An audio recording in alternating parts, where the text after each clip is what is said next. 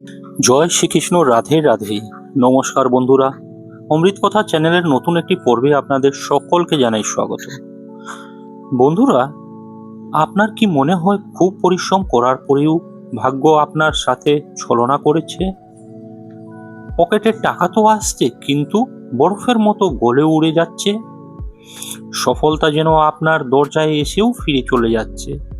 যদি আপনার উত্তর হ্যাঁ হয়, তবে আজই সাবধান হয়ে যান, কারণ এর পেছনে শুধু আপনার ভাগ্যের দোষ নেই, বরং আপনার অজান্তেই করা কিছু ভুল আর আপনার চারপাশের নেতিবাচক শক্তি বা নেগেটিভ এনার্জি আপনার ভাগ্যের দরজা বন্ধ করে রেখেছে। আজ এই ভিডিওতে আমি আপনাদের সাথে শেয়ার করব স্বাস্থ্যের এমন 10টি গোপন ও অলৌকিক উপায়, যা নিয়ম মেনে করলে স্বয়ং মা লক্ষ্মী আপনার ঘরে বাধা পড়তে বাধ্য হবেন।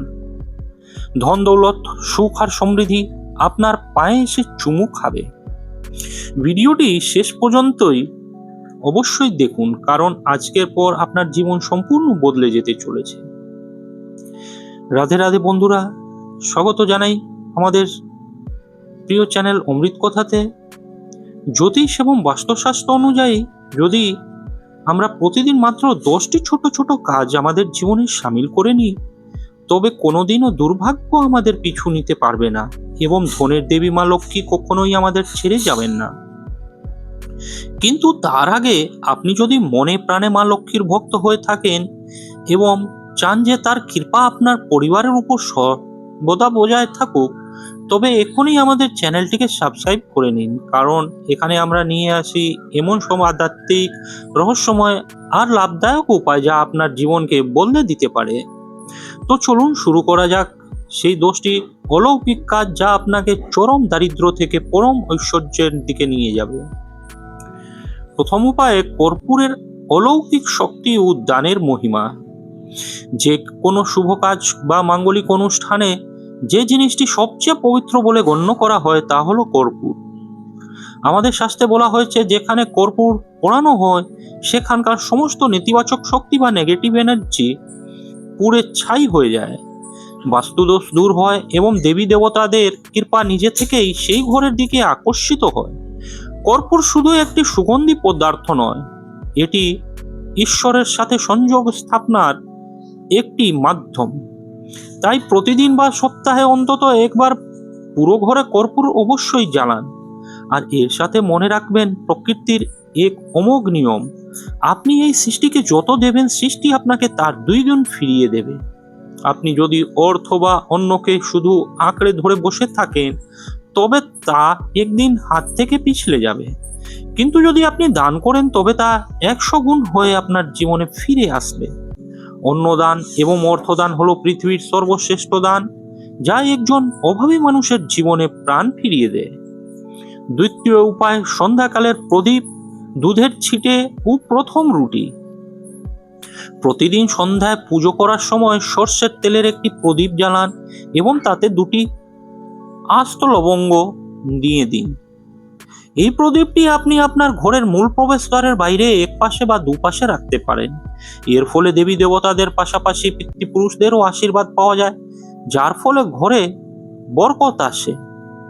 ঘরের মহিলারা যখনই রান্নাঘরে রুটি তৈরি করবেন, তখন তাওয়া গরম হওয়ার পর তাতে সামান্য দুধের ছিটে অবশ্যই দেবেন।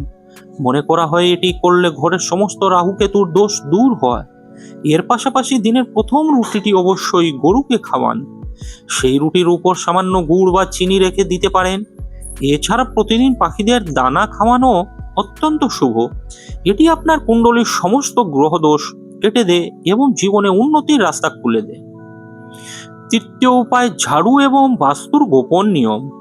জ্যোতিষশাস্ত্র অনুযায়ী সূর্যাস্তের সময় বা সূর্যাস্তের পর কখনোই ঘরে ঝাড়ু দেওয়া উচিত নয়। মনে করা হয় এই সময় ঝাড়ু দিলে মা লক্ষ্মী ঘর থেকে বিদায় নেন এবং দারিদ্র্য স্থায়ী আসনে গেড়ে বসে। ব্রহ্ম মুহূর্তে বা সন্ধ্যাবেলায় ঝাড়ু দেওয়া সম্পূর্ণ নিষিদ্ধ। ঝাড়ুকে সবসময় এমন জায়গায় লুকিয়ে রাখুন যাতে বাইরের কোনো অতিথির নজর সরাসরি তার উপর না পড়ে। ঝাড়ুকে কখনোই খাটের বা পলঙের নিচে রাখবেন না। ঘরের উত্তর, ঈশান, উত্তর পূর্ব এবং বায়ব্য, উত্তর পশ্চিম কোণ সবসময় পরিষ্কার ও ফাঁকা রাখবেন। বাথরুম বা ওয়াশরুম সবসময় ভিজে না বা নোংরা করে রাখবেন না, এটি আপনার আর্থিক স্থিতিকে দুর্বল করে দেয়। চতুর্থ উপায়, অন্ন বা খাবারের সম্মান। খাবারের থালাকে সবসময় একটি আসন, চৌকি বা টেবিলের উপর সসম্মান রেখে ভোজন করুন। খাবার হলো কখনো একা হাতে ধরবেন না, এতে অন্যের অপমান হয়। আহার করার পর ভুলেও ভাতের থালাতেই হাত ধোবেন না। থালায় কখনো খাবার নষ্ট করবেন না বা এঁটো ছড়াবেন না। খাবার খাওয়ার পর সেই এঁটো থালা রান্নাঘরের স্ল্যাব, খাটের নিচে বা টেবিলের নিচে ফেলে রাখবেন না। খাবার খাওয়ার আগে ঈশ্বরকে স্মরণ করে অন্ন গ্রহণ করুন। খাবার সময় কখনো রাগ বা চিৎকার চেঁচামেচি করবেন না। সবসময় পূর্ব বা উত্তর দিকে মুখ করে বসে খাবার খাওয়া উচিত।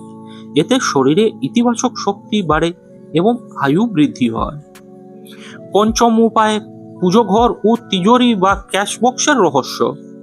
যদি আপনার ঘরে পুজো ঘর না থাকে, তবে একজন ভালো বাস্তুবিদের পরামর্শ নিয়ে সঠিক দিকে পুজো ঘর তৈরি করুন। পুজো ঘরে কোনো দেবী বা দেবতার একের বেশি মূর্তি বা ছবি রাখবেন না। ঈশ্বরের দুটি ছবি বা মূর্তি এমনভাবে রাখবেন না যাতে তাদের মুখোমুখি থাকে।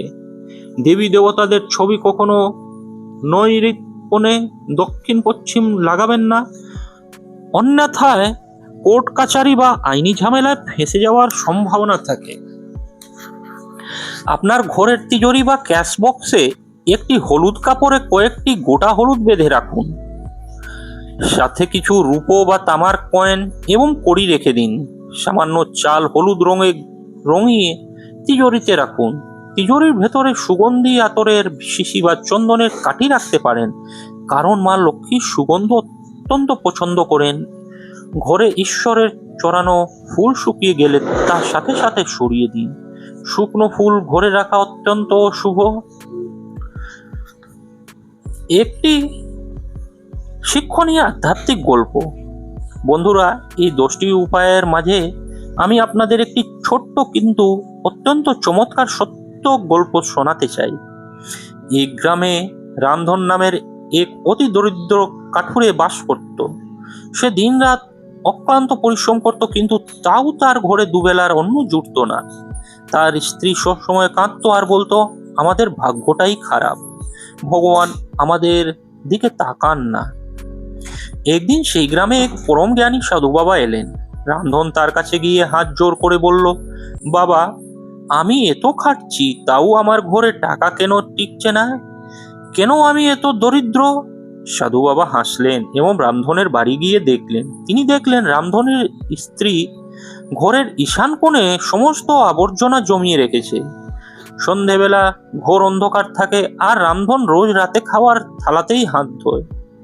সাধু বাবা রামধনকে বললেন, বৎস, তুমি পরিশ্রম তো করছো, কিন্তু তোমার ঘরের এই ছোট ছোট ভুলগুলো মা লক্ষ্মীকে ভেতরে আসতে দিচ্ছে না। আজ থেকেই ঘরের উত্তর পূর্ব কোণ পরিষ্কার করো, সন্ধ্যায় প্রদীপ জ্বালানো শুরু করো আর অন্যকে সম্মান দাও। রামধন ও তার স্ত্রী ঠিক তাই করলো। মাত্র কয়েক মাসের মধ্যে রামধনের কাঠ কাটার ব্যবসায় অভাবনীয় লাভ হলো। সে একটি বড় দোকান দিল এবং তার ঘর ধন ধান্যে ভরে উঠল। বন্ধুরা, এই গল্প আমাদের শেখায় যে শুধু পরিশ্রম নয়, স্বাস্থ্যের নিয়ম মেনে চলাও সমান জরুরি। ষষ্ঠ উপায়, মা লক্ষ্মী, কুবের দেব এবং রূপোর মোচের টোটকা। যদি জীবনে মা লক্ষ্মী আর ধনপতি কুবের দেবের কৃপা একসাথে পাওয়া যায়, তবে 7 জন্ম ধরেও টাকা অভাব হয় না। এর জন্য একটি অত্যন্ত শক্তিশালী উপায় হলো, আপনার তিজোরি বা পার্সে 3টি কয়েন, তামা বা রূপোর একসাথে একটি লাল রিবন বা ফিতে দিয়ে বেঁধে রেখে দিন। আপনি চাইলে এই 3টি কয়েন লাল ফিতে দিয়ে বেঁধে আপনার ঘরের মন্দিরেও ঝুলিয়ে দিতে পারেন। এটি আপনার ভাগ্যের বন্ধ দরজা খুলে দেবে। বাস্তুশাস্ত্র অনুযায়ী ঘরে একটি রূপোর মাছের প্রতিমা বা মূর্তি রাখা অত্যন্ত শুভ। রূপোর মাছ সমৃদ্ধি এবং পজিটিভ এনার্জির প্রতীক। যেখানে রূপোর মাছ থাকে সেখানে কখনো রোগ ব্যাধি বা গৃহ বিবাদ স্থায়ী হতে পারে না এবং ধন ও স্বাস্থ্য দুটোই চমৎকার থাকে। সপ্তম উপায়, প্রধান দরজার পুজো ও স্বাস্তিক। প্রতিদিন সকাল সন্ধ্যায় ঘর পরিষ্কার করে ঘরের প্রধান প্রবেশদ্বারে বা চৌকাঠে সিঁদুর এবং হলুদ দিয়ে স্বাস্তিক চিহ্ন আঁকুন। প্রতিদিন সকালে ও সন্ধ্যায় ঘরের দরজায় এবং তুলসী তলায় ঘিয়ের প্রদীপ জ্বালান এবং কর্পূর দিয়ে আরতি করুন। শাস্ত্র অনুযায়ী যারা প্রতিদিন নিজেদের ঘরের প্রধান দরজার বা চৌকাঠের পুজো করে এবং সেখানে প্রদীপ জ্বালায়, মা লক্ষ্মী বৈকুণ্ঠ ছেড়ে তাদের ঘরে স্থায়ীভাবে বসবাস করতে চলে আসে। সুগন্ধি ধূপ ধুনো দিয়ে ঘরের পরিবেশ সবসময় পবিত্র ও সুবাসিত রাখুন। অষ্টম উপায় শনিবার অশ্বক বা পিপল গাছের অলৌকিক উপায়। অশ্বক গাছে সমস্ত দেবী দেবতাদের বাস বলে মনে করা হয়, তবে মনে রাখবেন অশোক গাছকে শুধুমাত্র শনিবারই স্পর্শ করা উচিত। প্রতি শনিবার একটি স্টিল বা রূপোর পাত্রে সামান্য কালো তিল, কাঁচা দুধ, গঙ্গাজল, মধু আর গুড় মিশিয়ে অশোক গাছের গোড়ায় অর্পণ করুন। সেখানে সর্ষের তেলের একটি প্রদীপ জ্বালান। এই কাজটি করার পর যখন বাড়ি ফিরে আসবেন তখন ভুলেও পিছনে ফিরে তাকাবেন না। প্রতি শনিবার নিয়ম করে এই কাজ করলে আপনার কুণ্ডলীর সমস্ত কালসর্প দোষ, শনি দোষ কেটে যাবে এবং আটকে থাকা টাকা আপনি খুব তাড়াতাড়ি ফেরত পেয়ে যাবেন। নবম উপায়, এই ভুলগুলো আজই বন্ধ করুন। আমাদের শাস্ত্রে কিছু কাজকে সম্পূর্ণ নিষিদ্ধ বা বর্জনীয় বলা হয়েছে, যা করলে ঘরের সমস্ত বরকত চলে যায়। যেমন সন্ধ্যার সময় ঘুমানো, ঘরের চৌকাঠে বসে খাবার খাওয়া, অকারণে ঝগড়া করা, মুখে নোংরা বা অশ্লীল ভাষা ব্যবহার করা, কাউকে অভিশাপ দেওয়া এবং চৌকাঠে দাঁড়িয়ে থাকা। যে ঘরে মদ্যপান হয়, নারীদের অপমান করা হয়, তামসিক ভোজন, অতিরিক্ত মাংস মদ করা হয় এবং অনৈতিক কাজকে প্রশ্রয় দেওয়া হয়, সেখানে মা লক্ষ্মী এক মুহূর্ত থাকেন না। তাই যদি ধনী হতে চান তবে আজই এই অভ্যেসগুলো ত্যাগ করুন। দশম উপায়ে নারীর সম্মান এবং ব্যক্তিগত সুভ্যাস। ঘরের নারীর হলেন সাক্ষাৎ গৃহলক্ষ্মী, তাই মা, বোন, স্ত্রী বা কন্যা যে কোনো নারীর সম্মান করুন। রাতে ঘুমানোর সময় কখনো দক্ষিণ দিকে পা দিয়ে ঘুমাবেন না। আপনার জামা কাপড় বা প্যান্টের পকেট যদি ছেঁড়া থাকে তবে তার সাথে সাথে সেলাই করিয়ে নিন। ছেঁড়া পকেট দারিদ্র ডেকে আনে। পার্স বা টাকা পয়সা কখনো প্যান্টের পেছনের পকেটে রাখবেন না, এটি লক্ষ্মীর অপমান। নিজের দাঁত সবসময় পরিষ্কার ও ঝকঝকে রাখুন। যেখানে সেখানে থুতু ফেলা বা হাঁচার অভ্যাস বদলে ফেলুন। নখ এবং চুল সবসময় পরিষ্কার রাখুন, অকারণে বড় করে রাখবেন না। এছাড়া ঘরের দেওয়ালে এক জোড়া মাছের পেন্টিং বা ছবি লাগাতে পারেন। ঘরের ঈশান কোণে একটি তামার ঘটিতে জল ভরে তাতে তামার কয়েন, আম পাতা এবং উপরে একটি নারকেল রেখে মঙ্গল কলস স্থাপন করুন। এটি আপনার ঘরে সুখ ও বৈভবের পণ্য এনে দেবে। বন্ধুরা, এই 10টি সহজ কিন্তু অত্যন্ত শক্তিশালী ও অলৌকিক উপায় যদি আপনি পূর্ণ শ্রদ্ধা, বিশ্বাস এবং নিয়মের সাথে আপনার জীবনে আপন করে নেন, তবে আপনার ঘরে টাকা শুধু আসবেই না, সেই টাকা টিকবেও। ঘরে সুখ, শান্তি এবং অফুরন্ত বরকত আসবে। মনে রাখবেন, ঈশ্বর তাদেরই সাহায্য করেন যারা নিজের ভাগ্য বদলানোর জন্য নিজে প্রচেষ্টা করে। আজকের উদিত সূর্য আপনার জন্য এক নতুন সুযোগ নিয়ে এসেছে, আর এই 10টি কাজ আপনার ভবিষ্যৎকে সোনার মতো উজ্জ্বল করে তুলতে পারে। আজই সংকল্প করুন যে আপনি এই নিয়মগুলো পালন করবেন। যদি আজকের এই ভিডিওটি আপনার জীবনকে স্পর্শ করে থাকে তবে ভিডিওটিতে একটি লাইক অবশ্যই করুন। আপনার বন্ধু এবং পরিবারের সাথে এটি শেয়ার করবেন যাতে মা লক্ষ্মীর কৃপা সবার ঘরে পৌঁছায়। কমেন্টে অবশ্যই লিখুন জয় মা লক্ষ্মী। দেখা হবে পরবর্তী ভিডিওতে। ততক্ষণ ভালো থাকুন, সুস্থ থাকুন। জয় শ্রীকৃষ্ণ। রাধে রাধে।